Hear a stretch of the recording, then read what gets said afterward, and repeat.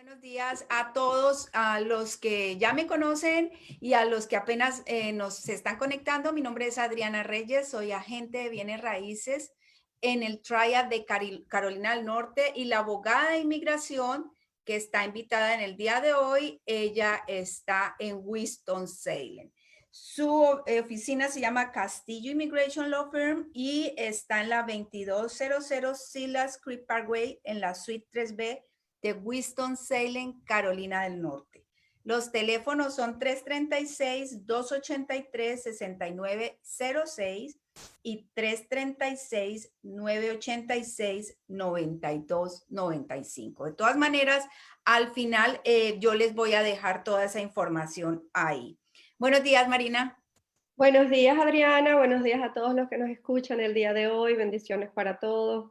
Bueno, como lo dices, Adriana, vamos a hablar hoy de las nuevas regulaciones del asilo. Como lo venimos haciendo todas las semanas, estamos tratando de hablar de un tema nuevo y creemos siempre que pues los temas nuevos, los temas que se están recientemente publicando, creo que es lo que vamos a estar tratando para poder educar a la comunidad.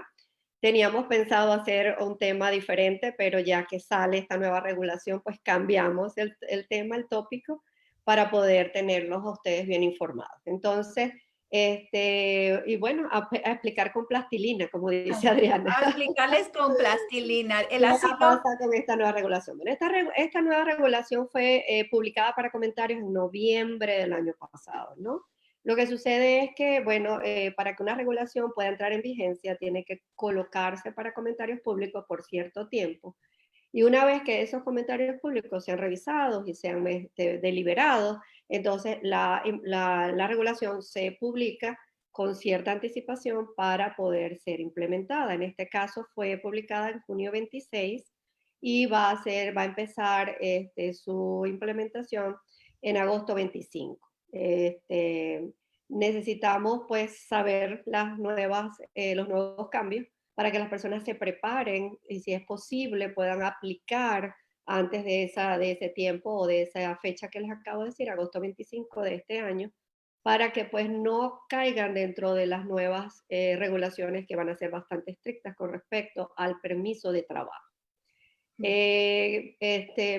Vamos a dividirlo en tres items, en tres importantes artículos dentro de esa regulación. Como le estaba comentando Adriana en la mañana, tiene 308 páginas, no fáciles de leer, pero creo que de esas no podemos hablar todas el día de hoy. Pero lo más importante se divide en tres puntos que vamos a desarrollar a continuación. O sea, el primer punto que la regulación trata, creo que es una de las cosas más importantes, es la diferencia entre la persona cuando entra a Estados Unidos y pide el asilo o solicita el asilo. Si la persona entra ilegalmente a Estados Unidos, es decir, no tiene ninguna visa, no tiene ningún tipo de permiso para poder entrar, y asimismo no se presenta ante un puerto de entrada, esa persona prácticamente, según la nueva regulación, va a estar exenta de poder aplicar por un permiso de trabajo. ¿Ok? Eso sería prácticamente, y lo vamos a explicar un poquito más adelante, ¿no? ¿Qué es lo que significa? Porque a veces hay una línea muy pequeña entre los diferentes tipos de entradas a Estados Unidos. Entonces, la otra regulación que es bastante importante con respecto o el otro punto que es bastante importante con esta regulación, es que si las personas, ¿verdad?, entran, si se quiere, pues ilegalmente, pues no tienen ninguna visa, no tienen ningún permiso para poder entrar, pero sin embargo se presentan ante un puerto de entrada, ante un oficial de lo que llaman Custom Border and Protection, CBP en inglés, CBP en español, y presentan dentro de esas 48 horas de presentarse ante este oficial a su petición de asilo, eso pudiera ser una buena causa y pudiera entonces esta persona tener acceso a aplicar por su permiso de trabajo más adelante. Entonces tenemos esa diferencia. La persona que entra totalmente ilegal, es decir, pues entra sin presentarse ante ningún oficial, entra a Estados Unidos, esa persona va a tener bastantes problemas para poder aplicar al asilo y adicionalmente a su permiso de trabajo. Pero la persona que se presenta y se entrega prácticamente, entonces puede tener más acceso a un permiso de trabajo. Esa sería como la primera diferencia, ¿no? Después estamos hablando de un punto de la regulación que es bien, bien, bien, o sea, cambia prácticamente la historia del permiso de trabajo en el asilo, que es el tiempo en que la persona tiene que esperar para poder aplicar por un permiso de trabajo. Pues actualmente tenemos un tiempo de pues 5 o 6 meses para que la persona pueda, pues una vez que aplica por su asilo, el asilo es recibido por pues, las autoridades, puede empezar lo que llaman el reloj, el clock, se puede desactivar y una vez que ha pasado este tiempo, la persona puede aplicar por su permiso de trabajo y de ahí continuar con su permiso de trabajo mientras todo su proceso dure, ¿no? ¿Qué sucede? Que ahora va a ser extendido hasta 365 días de espera.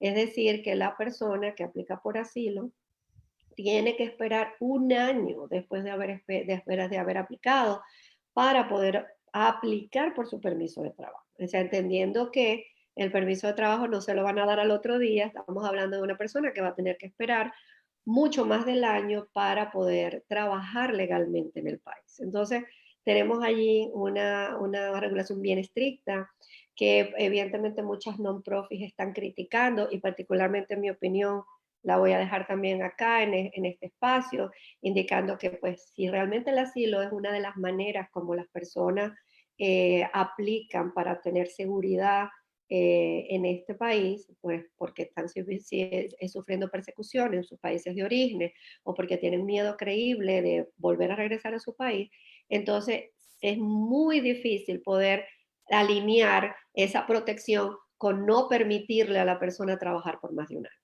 Pero una pregunta, Evidentemente, es complicado, pero una pregunta, Marina, esas personas que entran legalmente y en los próximos 5 o 6 meses aplican, ¿es posible que les digan no se lo aceptamos? bueno, hay la misma regulación y es bastante confusa porque cuando habla la regulación dice para las personas que entran por la frontera, ¿ok? Entonces, todavía está como no clear, como decimos en inglés, o no está muy claro la diferencia entre las personas, si la regulación va a ser para, o el permiso de trabajo, la espera para el permiso de trabajo va a ser para todas las personas, ya sea para las que entraron legalmente y aplican posteriormente, o solo para las personas que entran por la frontera, ¿ok? Entonces, eso se los debo, porque esas 308 páginas estaban O está larguitas. bastante confusa, se los debo, pero sí empieza a hablar de las entradas ilegales, entradas ilegales, entradas ilegales, y de pronto habla del permiso de trabajo, entonces como no hace aclaratoria, no quisiera yo darles una respuesta que no es sea la apropiada, más sin embargo pareciera que solamente es para las personas que entran ilegalmente lo del permiso de trabajo. Esperemos que sea así. Que por lo menos hay un grupo de personas que no sin tener ningún tipo de alineación con entrar legal o ilegal, porque todas las personas que entran por asilo y realmente tienen una causa justificada están simplemente huyendo de sus países de origen. Unas tienen pues la fortuna de tener una visa y venir con una visa y otros pues no tienen la fortuna, pues tienen que salir corriendo inmediatamente. Entonces yo no quiero alinearme con ninguno de los dos, pero me encantaría que fuese un grupo por lo menos que estuviera excluido y que pudiera no tener que esperar un año para poder tener su permiso de trabajo. ¿Ok?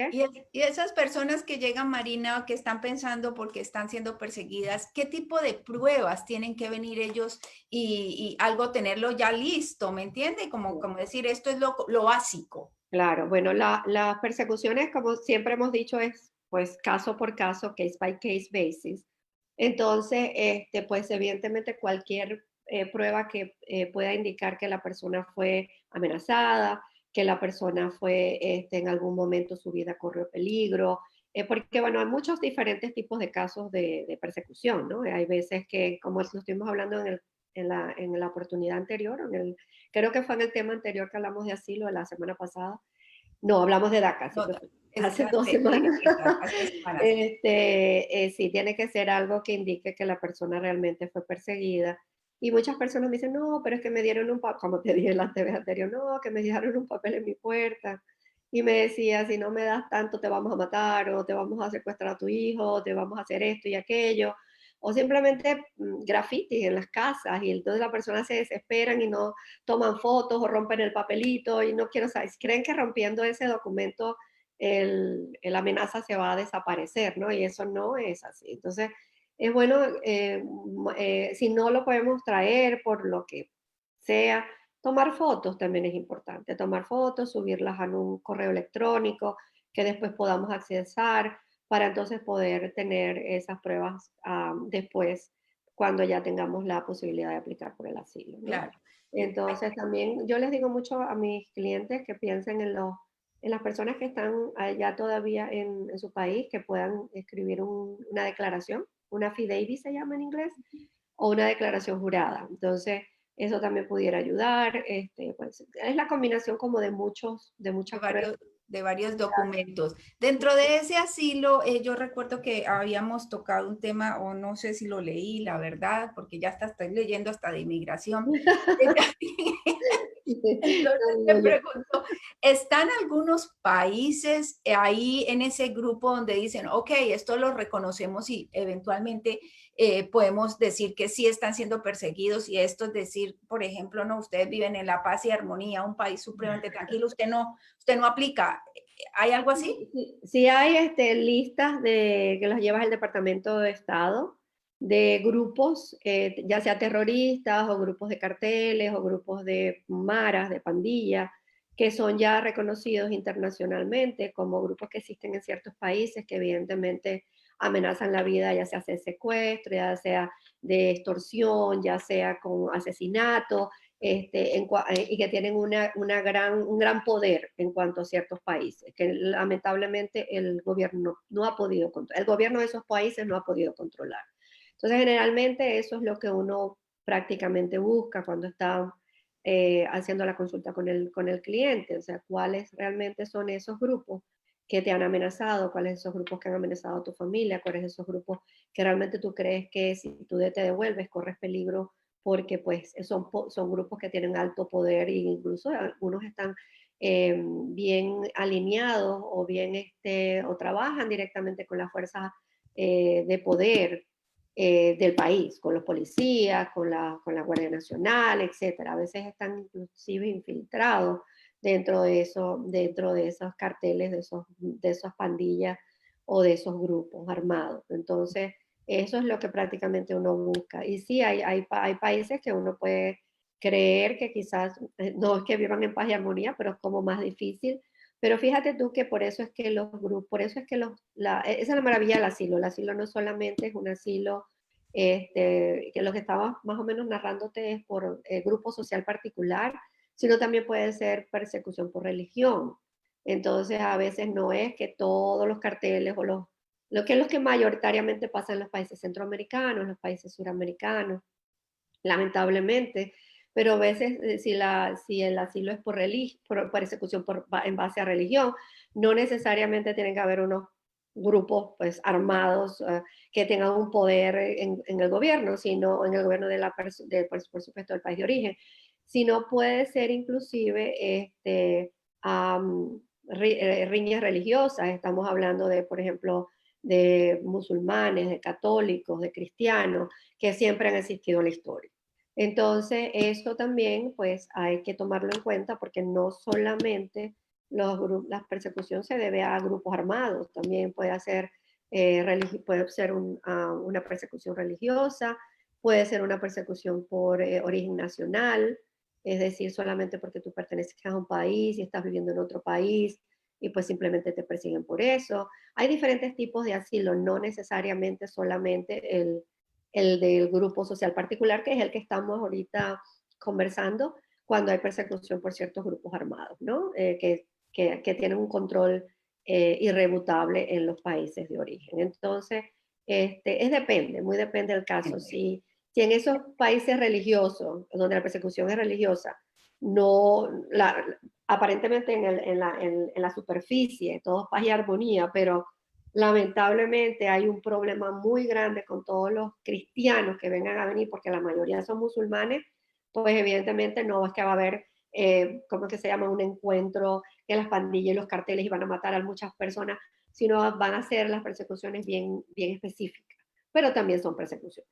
Se me ocurre una pregunta, Marina. ¿Qué pasa si la persona, una persona vive con sus papás, relativamente su vínculo familiar es la persona y los papás y la persona o el hijo es el que tiene la persecución?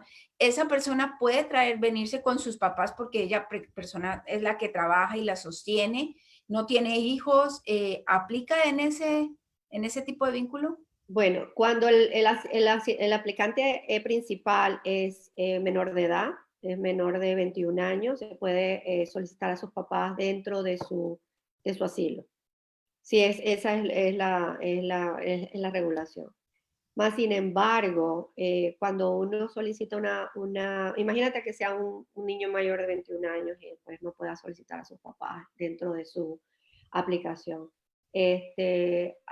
Aún cuando eso suceda, si la persona que, como dices tú, el hijo, está viviendo con sus papás, no solamente el hijo es el que está recibiendo prácticamente las amenazas, sobre todo porque estos grupos utilizan a las familias como parte de esa amenaza, pues, y ya se ha declarado oficialmente que por mucho poder que tenga una persona, por mucho dinero que tenga una persona, si por ejemplo te amenazan y te dicen, te voy a quitar tu casa, te voy a quitar tus tierras, pues sí, la persona evidentemente se arma de valor, se enfrenta, pero si le dicen, voy a matar a tu hijo, voy a matar a tu padre, te aseguro que eso es, sí, aquí tienes mi tierra, aquí tienes mi todo, porque evidentemente las personas cuando tienen una amenaza contra un familiar directo, son mucho más propensas a, pues, a sentir más miedo, a sentir mucho más temor y a sentir que realmente pues, tienen que salir del país. Y se ha demostrado que prácticamente la mayoría de las personas que salen, cuando ya toman esas decisiones porque han amenazado a parte de la familia, ya sea un hijo que es menor de edad o ya sea sus padres que son mayores. Entonces, es importante también tomar en cuenta eso, que puede ser una muy buena prueba para estos papás, quizás ya no puedan formar parte del asilo del hijo, porque ya es una persona mayor de 21 años, pero quizás ellos puedan aplicar el asilo por ellos mismos, tomando en cuenta que pues, el amenazado o parte de las amenazas que sufrió el hijo fue hacerle daño a ellos, que es lo que normalmente pasa. Es Ujú. muy curioso porque el tema del asilo unos años atrás era un tema que ni se tocaba, era básicamente para los altos políticos y usted medio tocaba ese tema y era para pues prácticamente los más altos de la política, no una persona regular cuando realmente estos temas siempre han existido y todavía existe ciertas zonas donde usted depende, puede hablar de asilo y todavía está ese veto de que es más para las personas de un ¿Sabes por qué nivel. es eso, Adriana? Porque el que más se utiliza es el asilo político. Entonces, las personas tienden a creer que el único asilo que existe es el asilo político. Y no, Exacto. hay 5 tipos de asilo. Entonces, por eso es que la gente dice, asilo político, ah, no, eso es un político que lo persiguieron. Y resulta que no es Exacto. así tampoco. El asilo político también puede ser una manera de poder tú decir algo diferente a lo que el gobierno piensa o a lo que los grupos armados piensan y tú pues emitiendo una opinión diferente, ya estás dentro de ese asilo político porque prácticamente te van a perseguir y no necesariamente tiene que ser el presidente o tiene que ser bueno, no el presidente, pero sí uno de los diputados o una persona que pertenezca a un partido político específicamente, sino puede ser cualquier persona que se enfrente o que emita una opinión diferente a lo que normalmente es aceptado en la sociedad. Entonces, Una pregunta, Marina, ya que estamos en el internet y todo pues vuela y ya no solamente sabemos que tú y yo estamos ubicados en Carolina del Norte, pero pues por el medio del Facebook esto puede llegar a cualquier lugar. Una persona que está en otro país y está pensando en eso porque realmente le llegó, porque ustedes, los que nos están escuchando, han compartido esta información, que bueno, no me cansaré de decirlos que lo compartan, por favor, porque a alguien le puede estar llegando y lo puede estar necesitando. Esa persona está en el otro lado, te puede llamar y decir, abogada, mire, ¿cómo le hago? Estoy en esta situación, independientemente que tú estés en Carolina del Norte, ¿tú puedes atender a esa persona estando en otro lado? generalmente sí, uno puede pues, dar consultas, las consultas son totalmente privadas y confidenciales, uno puede pues dar los consejos que uno pueda dar con respecto a la persecución, con respecto al miedo creíble, pero uno como abogado no puede tampoco pedirle a la persona o incitar a la persona a que venga ilegalmente al país. Ujú. Entonces uno puede sí hacer consultas con respecto al, ok, ¿qué te pasó? ¿Cómo te pasó? ¿Cuáles fueron realmente las amenazas? ¿Realmente existe un miedo creíble? ¿Puede haber un caso? Pero recuerden que el asilo se tiene que presentar en Estados Unidos, no puede ser presentado fuera de Estados Unidos. Entonces es como bien delicado, ¿no? Decir, bueno, sí, tú tienes un caso perfecto, vente y aquí va. No, pero eso no lo sabemos y no lo podemos hacer tampoco, no le podemos incitar a la persona a que se venga ilegalmente, porque en últimas cuentas es una violación puede ser una violación a la ley de inmigración. Pero esa Entonces, persona te puede llamar, por decir algo, llega al país y el caso del asilo lo tiene que someter en el sitio donde llegue, sea Miami, por donde haya entrado, o sencillamente puede volar, llega a Carolina del Norte y ahí es donde somete el caso. si la persona viene legalmente, viene con una visa, evidentemente, sí, esperar llegar, tener pues todo lo que significa pues llegar a su lado de origen, ya sea que va a llegar a Florida, ya sea que va a llegar a Texas o California o donde quiera, porque como te dijimos anteriormente, el abogado de inmigración puede atender casos en diferentes zonas del país, independientemente de donde viva el cliente, ¿no? Sin embargo, si la persona entra por la frontera, entonces allí pues tiene que pasar un tiempo pues en detención.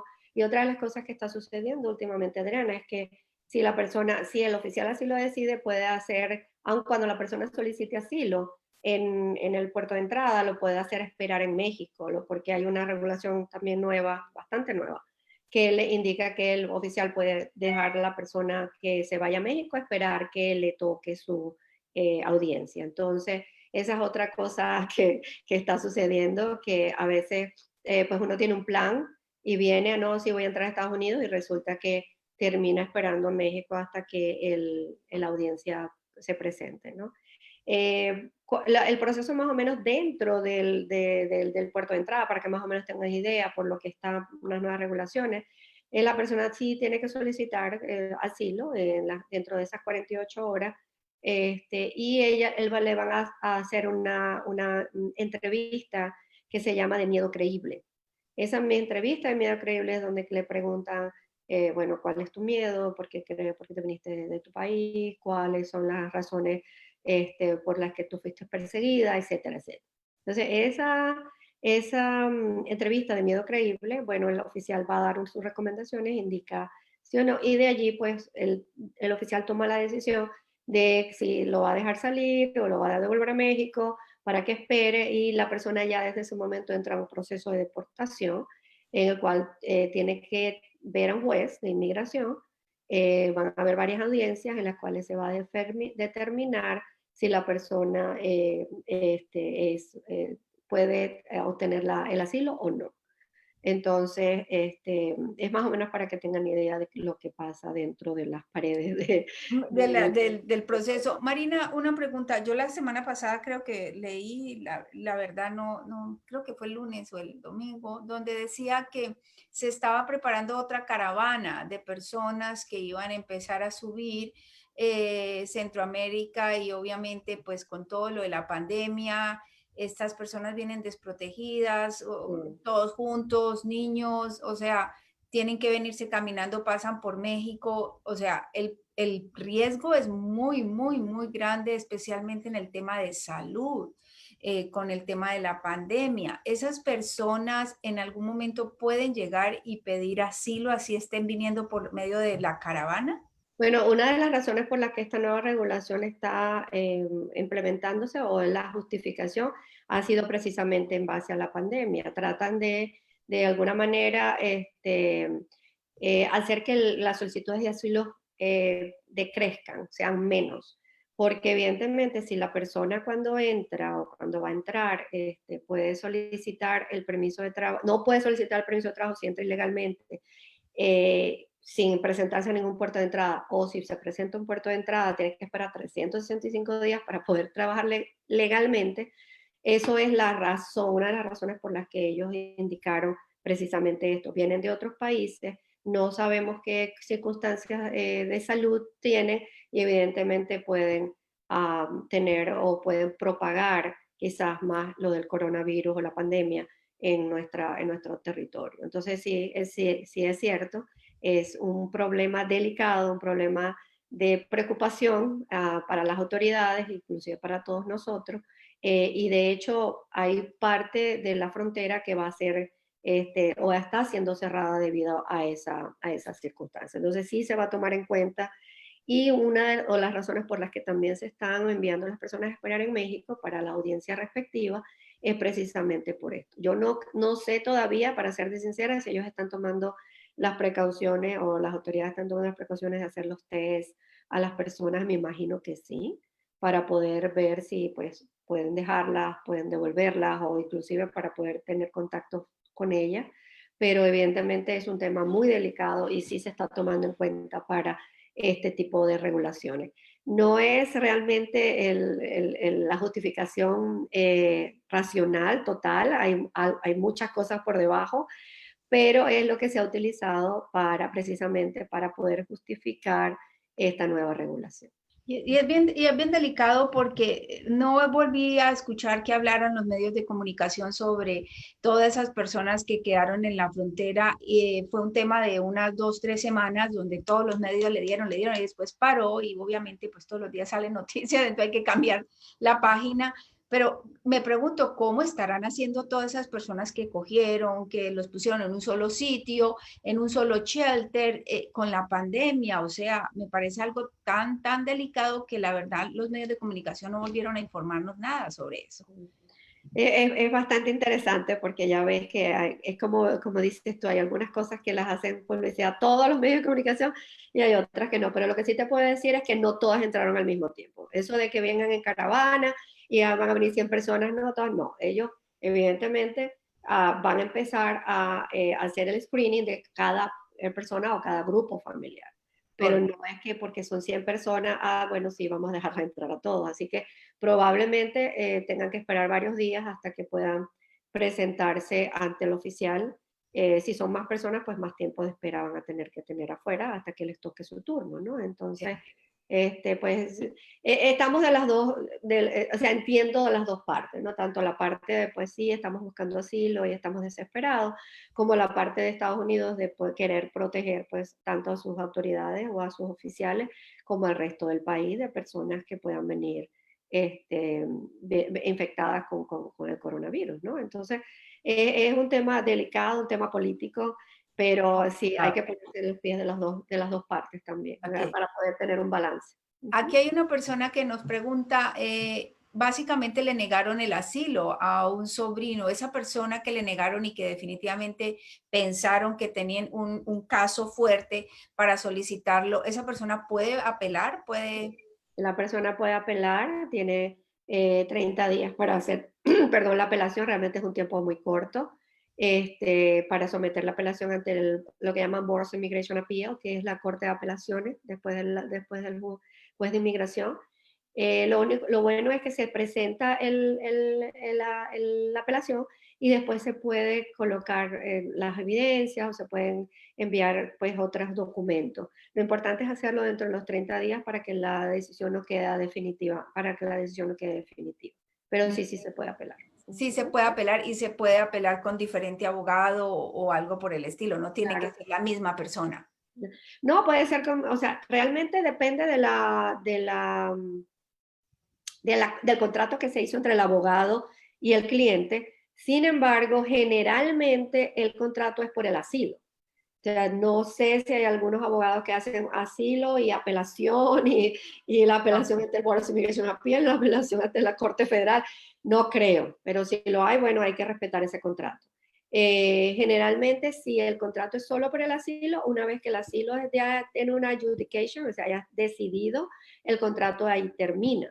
Entonces, a menos que se haga un nuevo contrato por la nueva parte del proceso. Entonces, si la persona quiere continuar con el mismo abogado, probablemente tendrá que firmar otro nuevo contrato, o si quiere buscar la ayuda de otro abogado, pues también es valedero. Ujú. Ujú, ujú. Entonces, esa persona cuando entra somete documentos que tú dices que después tienen que esperar algo así como 365 días, donde tú dices, son personas que no pueden trabajar, no pueden hacer nada, sencillamente se tienen que quedar a esperar a que les den una notificación. Ujú, sí, es bien triste, Adriana, bien triste que estas cosas estén pasando, sobre todo porque, pues, un año, imagínate, un año de espera, y no es un año después que la persona entra, es un año después que la persona aplica por el asilo, para el permiso de trabajo. Para el permiso. Entonces, imagínate, si la persona por X circunstancia entra y pues aplica ciertamente por asilo en las 48 horas, eso no está indicando que ya está empezando su reloj sino en el momento que oficialmente aplica con formas, evidencias, etcétera. Ujú. Entonces allí es cuando empieza a, a correr ese reloj de los 365 días. Un poquito complicado. Ok, Adriana, pero también porque sé que el tiempo está pasando muy rápido, me faltó un punto, porque yo sí. sé que empezamos a hablar y bueno, las dos somos bastantes cotorras. Me gusta cogerlo de una manera informal, ¿ok? Sí, no, Una me conversación. encanta eso. O la otra, para el otro punto, ¿se acuerdan que hablé de 3 puntos? El Sí. tercer punto era que ampliaron los delitos que la persona, si la persona comete esos delitos, lamentablemente no va a poder tener acceso a un permiso de trabajo. Entonces, estamos hablando de, en el pasado, pues eran evidentemente los felonies, que son los delitos mayores, y pues algunos delitos menores, pero ahora ampliaron ese espectro. Y estamos hablando de, vamos a ver si los consigo porque los estuve escribiendo por acá. Estamos hablando de violencia doméstica, estamos hablando de DWIs, que son pues todas las infracciones que la gente comete cuando está manejando, ya sea con influencia de alcohol o influencia de drogas. Estamos hablando, a ver si lo consigo acá. Ya sabes, cuando uno está buscando las cosas no las consigue. A ver.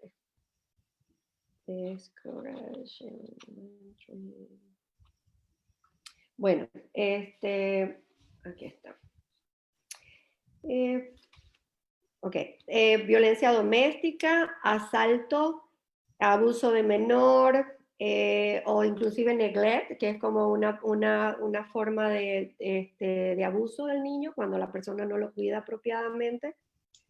Posesión y distribución de sustancias controladas, el driving, o sea, manejar con influencia de alcohol o drogas, y varias otras ofensas que indican, no necesariamente tienen que ser definidas en base a la parte local o a la jurisdicción local o estatal, sino en base a la jurisdicción federal. Entonces, yo no sé, yo creo que ya he explicado esto, el derecho penal generalmente es estatal, es decir, cada estado propone y acepta sus regulaciones en cuanto al derecho penal, a diferencia del derecho federal, del derecho de inmigración que es federal. Entonces, independiente de cómo se llamen en el estado donde la persona vive, si tiene algo, algún elemento con respecto a esos delitos que yo le he mencionado, probablemente tenga la persona problemas o esté exenta para poder pedir un permiso de trabajo. Es decir, esos delitos se ampliaron. Y por favor, tengan mucho cuidado. Yo siempre les digo a mis clientes, muchas veces tenemos que ser santos los inmigrantes para poder acceder a nuestros beneficios inmigratorios. Pero es bueno, tampoco es que les están pidiendo pues grandes cosas, simplemente pues aléjense de todo tipo de problemas. Es muy probable que en nuestros países las personas pues no tengan ningún tipo no de regulaciones, pero de castigos si la persona pues maneja bajo la influencia del alcohol, pero aquí estamos en otro país totalmente diferente. Entonces, no tomen ese riesgo. Realmente si pueden tomar en la casa y alguien más puede hacer esa diligencia que pues tenías que hacer porque pues evidentemente te pasaste de 2 copas, no salgas a manejar, espera tu tiempo, quédate en la casa de tu mamá o en la casa de tu primo si es que estaba en una fiesta, o pongan a un conductor asignado, pero no tomen ese riesgo porque fíjate que anteriormente los DWI, ¿cómo se llaman aquí en Carolina del Norte? En otros estados se llaman DUI, pues no estaban prácticamente eliminando la posibilidad de tener permisos de trabajo. Sí lo hacían un poco más difícil, pero no eliminaban la posibilidad. Ahora sí lo eliminan. Entonces, es muy fácil decir, ah, no, mi casa queda 5 minutos, 10 minutos, no me van a agarrar, y Ujú. resulta que pasa algo. Entonces, no tomemos los riesgos innecesarios vamos a tratar de evitarlos, porque pues las cosas están mucho más difíciles, encima que hay que esperar 365 días para poder pedir un permiso de trabajo. Cualquiera de esos delitos que les mencioné pueden hacer que ni esperando 365 días la persona pueda aplicar por ese permiso de trabajo. Eso es muy importante que lo sepan todos porque hay opciones definitivamente, pero tenemos que cumplir con unas condiciones y hay que entender, por eso es bien importante que vayan a la fuente. No me cansaré de decirlo, por favor, no nos basemos en lo que dijo el primo, el tío, el abuelo, el compadre. No, hay que ir al especialista, como cuando está uno enfermo que tiene que ir al doctor, pues cuando uno necesita definir su estatus migratorio, pues hay que ir donde la abogada de inmigración, ¿ok? Entonces eso es bien importante a todos los que nos están escuchando. Se nos acabó el tiempo, Marina, estos 30 minutos pasan, se convierten en 40. Pero bueno, ahí vamos, tratando de traerles lo mejor que podamos de información para ustedes, de la fuente, la abogada de inmigración, Marina Castillo, como siempre. Marina, ¿qué vamos a hablar el próximo miércoles? Bueno, déjame decirte que hay una nueva regulación de asilo. Oh, Así que en Puertas, que estaba recibiendo comentarios, tenía ganas de seguir, porque estamos en el tema del asilo, entonces pudiéramos hablar de eso o hacer lo de preguntas y respuestas que teníamos pensado. Lo de la nueva regulación de asilo no va a ser implementada todavía, puesto que apenas está recibiendo comentarios públicos. Creo que los comentarios públicos terminan el 15 de julio, si no me equivoco, y de ahí lo van a revisar a ver cuándo es que lo van a implementar.